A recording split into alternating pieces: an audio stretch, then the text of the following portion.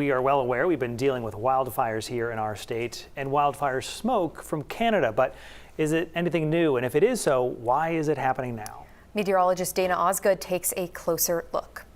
Wildfire smoke has been in the headlines constantly the past few summers, and some of you have asked, have we seen more wildfire smoke in Maine in recent years? The short answer is yes, and the reason? Climate change. According to Michael Waddington from McMaster University, climate change is intensifying the hot and dry conditions that are ideal for wildfires, and 2025 is on track to be the second worst Canadian fire season on record behind 2023.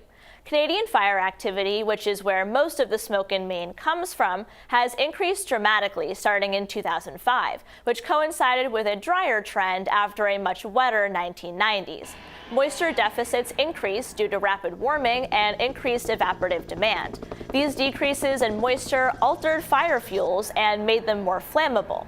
Land use and fire suppression tactics have also been blamed for increased wildfires, but fire weather has still worsened despite changes to wildfire management.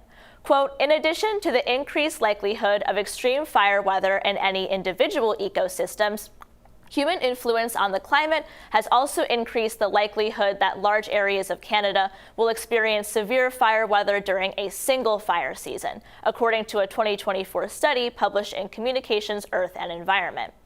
The extent, magnitude, and location of the wildfires in recent years has made mitigation extremely difficult. Canada is home to some of the largest areas of boreal forests, and their remoteness makes prescribed burns and brush removal nearly impossible. According to that same 2024 study, changes attributed to human-influenced climate change are expected to further intensify with additional warming, including longer fire seasons, more extreme fire weather, and larger burned areas. Quote, given the current and projected climate trajectory, it is likely that the potential for wildfire will continue to increase in the upcoming century, according to a 2023 study published in NPJ Climate and Atmospheric Science.